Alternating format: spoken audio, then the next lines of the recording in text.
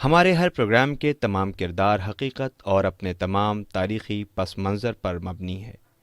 اس میں ہر طرح کے خیالی اور میتھیکل پہلوؤں سے پرہیز کیا گیا ہے، لیکن ویژول سچویشن کے اعتبار سے بعض جگہ پر اسکیچ ٹیکنک سے کام لیا گیا ہے، جو تصوراتی ہوتے ہوئے بھی حقیقت سے بہت قریب ہے۔ اور سارے پروگرام کے تمام تاریخی دستاویز قرآن مجید اور احادیث کے ساتھ ساتھ مختلف کتابوں سے لیے گئے ہیں، جو سند کے طور پر ہمارے پاس موجود ہیں۔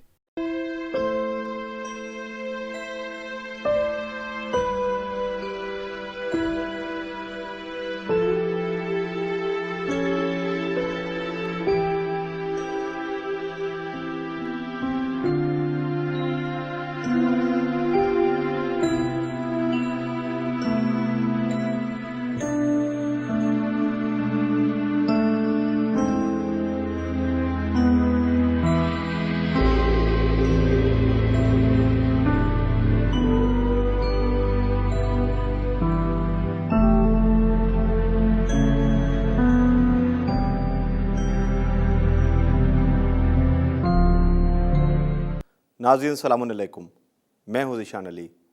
پروگرام اسلامک کیلنڈر میں آپ کا خیر مقدم ہے۔ ناظرین، 3 جمادی الثانی 11 ہجری بنت رسول مادر حسنین بنت رسول سلام اللہ علیہ کی شہادت کی تاریخ ہے۔ یہ وہ غمناک تاریخ ہے جس نے چھوٹے چھوٹے بچوں کو ماں کے سائے سے محروم کر دیا۔ حضرت علی علیہ السلام کی ہمسفر شریک زندگی نے راہ حیات میں ہی ساتھ چھوڑ دیا، اور حضرت علی علیہ السلام کا گھر فاطمہ زہرا سلام اللہ علیہ کے وجود سے خالی ہو گیا۔ ناظرین، آج کی تاریخ جناب زہرا سلام اللہ علیہ سے منسوب ہے، جو تمام خواتین عالم کے لیے مشعل راہ ہیں۔ جناب زہرا سلام اللہ علیہ نے جس طرح کی زندگی گزاری ہے کہ زندگی کے ہر پہلو کو اور ہر رشتے کو اس طرح بخوبی نبھایا ہے کہ اگر آج کی خواتین ان سے سبق لیں تو اپنی زندگی کو ایک بہترین زندگی بنا سکتی ہیں۔ آپ کی مختصر سی زندگی خواتین عالم کے لیے ایک مثال ہے۔ آپ کی زندگی علماء کرام نے 3 حصوں میں تقسیم کیا ہے: ایک مثالی بیٹی، مثالی زوجہ اور مثالی ماں۔ اور یہی 3 دور ہر عورت کی زندگی میں آتے ہیں۔ ایک عورت کبھی کسی کی بیٹی ہوتی ہے تو ماں باپ کے گھر میں زندگی گزارتی ہے، والدین کے لیے فخر ہوتی ہے، اور بھائیوں کی بہن ہے تو اپنے بھائیوں کی غیرت ہوتی ہے۔ وہی بیٹی تب کسی کی زوجہ بنتی ہے تو اس گھر کی ذمہ دار ہو جاتی ہے، اور جب وہ ماں کے مرحلے سے گزرتی ہے تو اس کے زیر سایہ پرورش پانے والے بچوں کو دیکھ کر معاشرہ ماں کیسی ہوگی اس کا اندازہ لگاتا ہے۔ یعنی ایک لڑکی پر ہمیشہ ذمہ داریاں ہی رہتی ہیں۔ اسی لیے خالق کائنات نے، اللہ تعالیٰ نے خواتین عالم پر یہ رحم کیا کہ اس کے سامنے جناب زہرا سلام اللہ علیہ کو نمونے عمل بنا کر بھیج دیا، تاکہ معاشرے میں ہر گھرانہ علی و فاطمہ کے گھرانے کے جیسا ہونے کی کوشش کرے۔ علی و فاطمہ زہرا سلام اللہ علیہ کا گھر اسلام کا وہ پہلا اسلامک گھرانہ تھا، جہاں تعلیم و تربیت بھی تھی، عبادات بھی تھیں، تلاوت قرآن بھی ہوا کرتا تھا، غریبوں مسکینوں کا خیال بھی کیا جاتا تھا، حق و انصاف اور عدالت بھی اسی گھرانے میں پناہ پاتی تھی۔ ناظرین، جناب زہرا سلام اللہ علیہ جب تک باپ کے گھر میں رہیں، ایک بیٹی کی حیثیت سے رہیں، تو اپنے باپ کی اتنی زیادہ خدمت کی کہ پیغمبر اکرم رسول خدا صلی اللہ علیہ وآلہ وسلم نے آپ کو ام ابیہا کہہ کر بلایا۔ جناب فاطمہ زہرا سلام اللہ علیہ بچپن میں ہی ماں کے سائے سے محروم ہو گئی تھی۔ ماں کے انتقال کے بعد گھر کے بہت سے کام کاج کی ذمہ داری جناب زہرا سلام اللہ علیہ کے کندھوں پر آ گئی تھی۔ آپ گھر کے سارے کام کرتی، اپنے بابا کا خیال رکھتی، اور جب آپ باپ کے گھر سے شوہر کے گھر منتقل ہوئیں تو آپ نے بہترین زوجہ کی مثال پیش کی۔ یہاں بھی گھر کے سارے کام آپ اپنے ہاتھوں سے ہی انجام دیتی تھی، اور ساتھ ہی خدا کی عبادت بھی کیا کرتی تھی۔ شوہر کے گھر میں رہ کر آپ نے خواتین کو ازدواجی زندگی، امور خانہ داری، بچوں کی تربیت کا عملی طور پر درس دیا، اور صرف یہی نہیں بلکہ خواتین عالم کو فداکاری، صداقت، محبت کا لازمی طور پر درس دیا، تاکہ خواتین عالم آپ کے وجود کے آئینے میں اسلامی گھرانے کی تعمیر کر سکے۔ یہ اسلام کا وہ پہلا گھر تھا جہاں میاں بیوی دونوں معصوم اور انسانیت کے فضائل اور کمالات سے آراستہ تھے، ایک دوسرے کے مددگار تھے۔ حضرت علی علیہ السلام ایک اسلامی مرد کا کامل نمونہ تھے، اور جناب زہرا سلام اللہ علیہا ایک با ایمان عورت کا کامل نمونہ تھی۔ رسول خدا صلی اللہ علیہ وآلہ وسلم نے شادی کے بعد گھر کے کاموں کو تقسیم کر دیا۔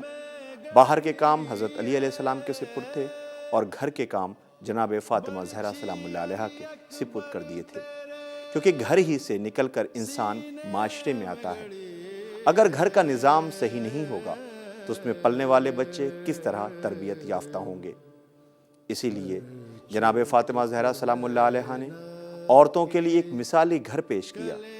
ایک مرد باہری دنیا میں تبھی ترقی کر سکتا ہے جب اس کا گھریلو ماحول اچھا ہو، جب وہ اپنی شریک حیات کی مہربانیوں سے مطمئن ہو۔ حضرت علی علیہ السلام جب جنگ سے تھکے ہوئے لوٹتے تھے تو جناب زہرا سلام اللہ علیہا ان کے زخموں کا مرہم پٹی کرتی اور ان کی تلوار کا خون صاف کرتی، اور ان کی حوصلہ افزائی کیا کرتی تھی، انہیں سکون مہیا کرتی، جیسا حضرت علی علیہ السلام جناب زہرا سلام اللہ علیہا کے لیے فرماتے ہیں کہ جب میں گھر واپس آتا تھا اور جناب زہرا کو دیکھتا تھا تو میرے تمام غم و اندوہ ختم ہو جایا کرتے تھے۔ جناب فاطمہ زہرا سلام اللہ علیہا نے کبھی بھی حضرت علی علیہ السلام کے حکم کی مخالفت نہیں کی، اور کبھی بھی حضرت علی علیہ السلام کو غضبناک نہیں کیا۔ حضرت علی خود فرماتے ہیں کہ کبھی میں نے ایسا کام نہیں کیا جس سے فاطمہ غضبناک ہو، اور نہ فاطمہ نے مجھے غضبناک کیا۔ یہ وہ باتیں ہیں جنہیں اپنا کر ہر مرد و عورت اپنے گھر کو جنت کا نمونہ بنا سکتا ہے، گھر میں سکون کا ماحول رکھ سکتا ہے، کیونکہ اچھے ماحول میں ہی بچوں کی اچھی تربیت اور پرورش کی جا سکتی ہے۔ اور صرف یہی نہیں، جناب فاطمہ زہرا سلام اللہ علیہا کے گھر میں بچوں کا ایک اسلامی تربیت اور اعلیٰ درسگاہ کی بنیاد بھی رکھی گئی۔ مدینے کی عورتیں جناب زہرا سلام اللہ علیہا کے پاس آتی تھیں، مسئلے مسائل دریافت کرتی تھیں، اور آپ خوش دلی سے ان کے سوالوں کے اطمینان بخش جواب دیتی تھیں۔ گھر صرف کھانے پینے لیٹنے سونے کے لیے ہی نہیں ہوتا۔ جناب فاطمہ زہرا سلام اللہ علیہا نے دنیا کو بتا دیا کہ گھر انسان سازی کا ایک بہت بڑا کارخانہ ہوتا ہے اور فداکاری کی اہم یونیورسٹی ہے۔ اس میں بچوں کو جو درس اور جیسی تربیت دی جائے گی وہ ان معاشرے کے بہت سے عملی میدان میں انہیں ظاہر کرنا ہوگا۔ جناب فاطمہ زہرا سلام اللہ علیہا نے عورت کے مقام اور مرتبے کو بہت اہم اور اعلیٰ بتایا ہے۔ جناب زہرا سلام اللہ علیہا کائنات کی وہ عظیم خاتون ہیں جنہیں اللہ کے رسول نے ام ابیہا کے لقب سے نوازا ہے، یعنی اپنے باپ کی ماں۔ یہ آپ کا شرف ہے جو مہربانی اور خدمت آپ نے اللہ کے رسول کے ساتھ اپنی ماں جناب خدیجۃ الکبریٰ کی وفات کے بعد اپنے بابا رسول اکرم صلی اللہ علیہ وآلہ وسلم کے ساتھ پیش کی کہ ان کا خیال رکھنا۔